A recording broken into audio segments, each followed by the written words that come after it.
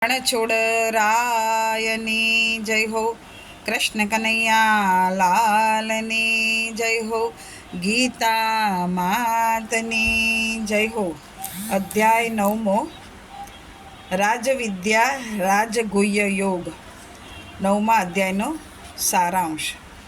જે મનુષ્ય નાસ્તિક છે તેઓ મને પામતા નથી, પણ સંસાર ચક્રમાં ફર્યા કરે છે. સર્વ પ્રાણીઓ મારામાં રહેલા છે, પણ હું તેઓમાં રહેતો નથી. સૃષ્ટિના અંતમાં સર્વભૂતો મારી પ્રકૃતિને પામે છે, અને સૃષ્ટિના આરંભમાં હું તેમને ઉત્પન્ન કરું છું. આ બધાને તેમના કર્માનુસાર રચું છું. દૈવી પ્રકૃતિનો આશ્રય લેનાર ભક્તજનો અનન્ય ભાવથી મને ભજે છે. હું જગતને ધારણ પોષણ કરનાર, કર્મનું ફળ દેનાર, તેમજ માતા પિતા અને પિતામહ છું. પવિત્ર ઓમકાર તથા ઋગ્વેદ, સામવેદ અને યજુર્વેદ પણ હું જ છું. હું સૂર્યરૂપે તપીને વરસાદ વરસાવું છું.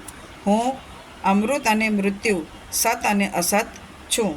કોઈ પણ ભક્ત પ્રેમથી પત્ર, પુષ્પ, જળ, ફળ ઇત્યાદિ મને અર્પણ કરે છે, એ સર્વને હું સગુણ રૂપે પ્રગટ થઈને સ્વીકારું છું.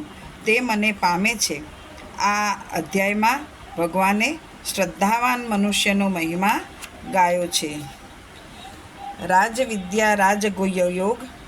અધ્યાય 9મો.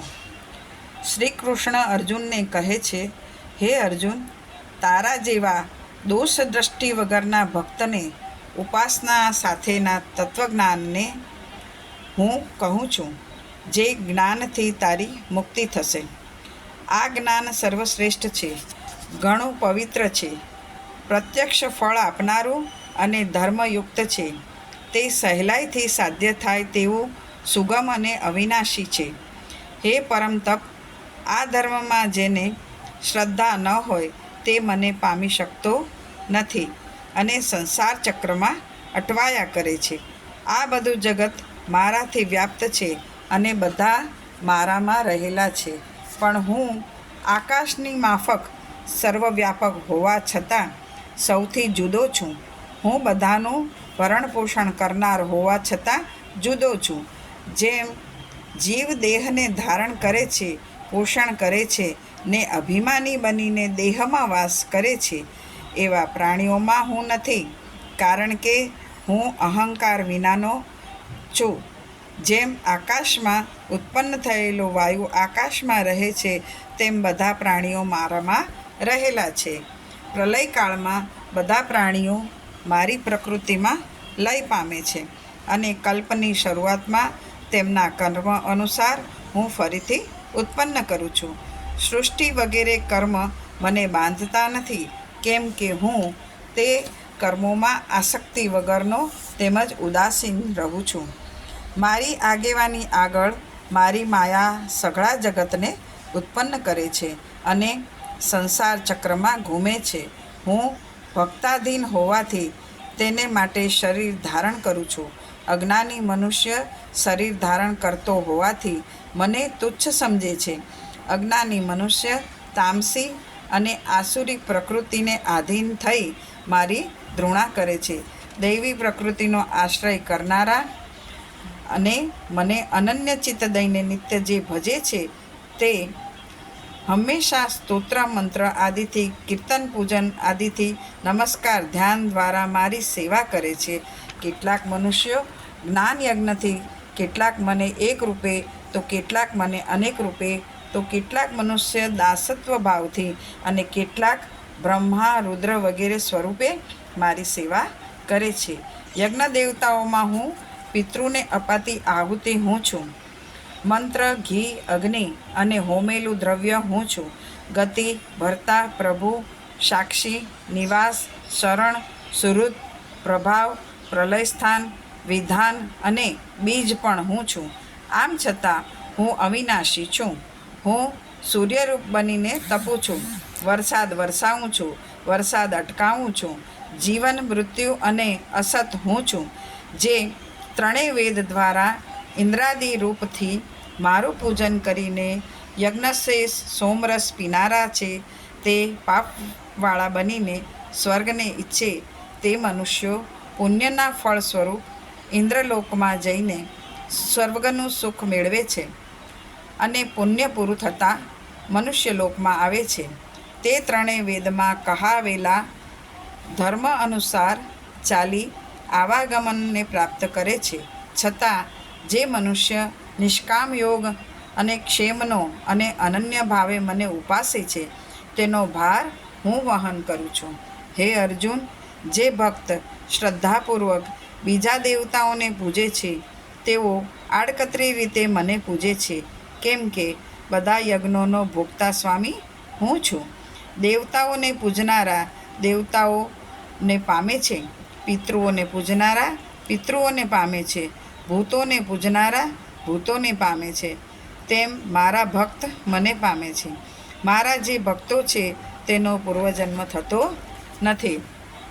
હે અર્જુન, તું કંઈ પણ કર્મ કરે એ બધું મને અર્પણ કર. આથી કરીને તું કર્મબંધનથી મુક્ત થઈ જશે અને મને પામશે. હું બધા પ્રાણીઓમાં એક સરખા રૂપથી રહેલો છું. મને કોઈ પ્રિય નથી કે કોઈ અપ્રિય નથી. છતાં જે ભક્ત મારું ભજન કરે છે તે મારામાં અને હું તેનામાં છું. જે મનુષ્ય ઘણો દુરાચારી કે પાપી હોવા છતાં બીજાને ભજવાને બદલે મને ભજે છે તેને ઉત્તમ જાણવો, કેમ કે તેનો નિશ્ચય ઉત્તમ છે. હે અર્જુન, મારો ભક્ત ક્યારેય નાશ પામતો નથી. સ્ત્રી, વૈશ્ય, શૂદ્ર, અંત્યજ આ બધા મારી સેવા કરવાથી પરમપદને પ્રાપ્ત કરી શકે છે. તે પછી પવિત્ર બ્રાહ્મણ, ક્ષત્રિય કે ભક્તો મારું ભજન કરવાથી નિશ્ચય પરમપદને પામે છે. માટે હે અર્જુન, તું મન અને ભક્તિ દ્રઢ કરીને મને પૂજનારો થા અને મને નમસ્કાર કર. આથી કરીને તું ચોક્કસપણે મને પામીશ, એમાં કોઈ સંશય નથી. ઇતિ શ્રીમદ્ ભગવદ્ ગીતામાં શ્રી કૃષ્ણ અર્જુન વચ્ચે થયેલા સંવાદમાં રાજવિદ્યા રાજયોગ નામનો 9મો અધ્યાય. શ્રી કૃષ્ણાર્પણમસ્તુ, શિવાર્પણમસ્તુ, બ્રહ્માર્પણમસ્તુ. 9મા અધ્યાયનું મહાત્મ્ય ફળ. ગીતાજીના 8મા અધ્યાયનું મહાત્મ્ય સાંભળ્યા પછી 9મા અધ્યાયમાં મહાત્મ્ય અંગે પાર્વતીજીએ શંકર ભગવાનને અને લક્ષ્મીજીએ વિષ્ણુ ભગવાનની પૃચ્છા કરી. આ મહાત્મ્ય જાણવા જિજ્ઞાસા વ્યક્ત કરી. આથી આ મુજબની કથા કહી સંભળાવી. નર્મદા તટે મહિષ્મતી નામની નગરીમાં માધવ નામે વિદ્વાન બ્રાહ્મણ રહેતો હતો. એક વખત તેને યજ્ઞ કરવાનો વિચાર થયો. આ યજ્ઞના હેતુ માટે એક બકરો લઈ આવ્યો. આ બકરાને વાચા ફૂટી અને તે બ્રાહ્મણને કહેવા લાગ્યો, સ્વર્ગ સુખ મેળવવાની ઈચ્છાથી તમે મારો વધ કરવા માંગો છો. આ ક્ષણિક સુખ કરતાં મોક્ષ પ્રાપ્ત કરવા પ્રયત્ન કરો. હું મારા ગત જન્મની વાત તમને કહું છું, તે સાંભળો. હું કેટલાક જન્મો પહેલાં બ્રાહ્મણ હતો. મારે એક દીકરો હતો. તે માંદો પડતા દીકરાને સારું થાય તે હેતુથી માતાજીના મંદિરમાં મેં એક બકરો ચડાવ્યો.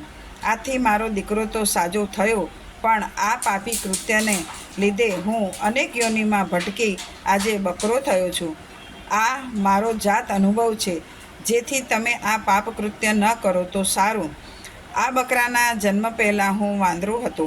ગ્રહણના દિવસે એક રાજાએ એક બ્રાહ્મણને દાન આપતા બ્રાહ્મણે આ દાન સ્વીકારતા બીજા બ્રાહ્મણને કહ્યું કે ગ્રહણના દિવસે દાન લેવું એ મહાપાપ છે. આ હું એક બાજુના ઝાડ ઉપર બેઠો બેઠો સાંભળતો હતો.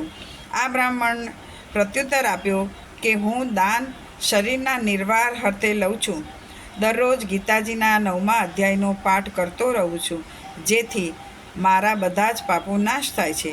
આમ કહી બકરો બ્રાહ્મણને ઉદ્દેશીને કહે છે કે ગીતાજીના 9મા અધ્યાયનો પાઠ કરવાથી તમારો અને મારો બંનેનો ઉદ્ધાર થશે.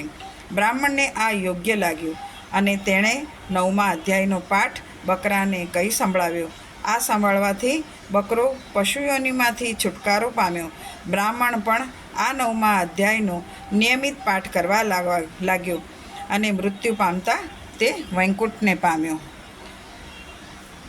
રણછોડરાયની જય હો, ગીતા માતની જય હો.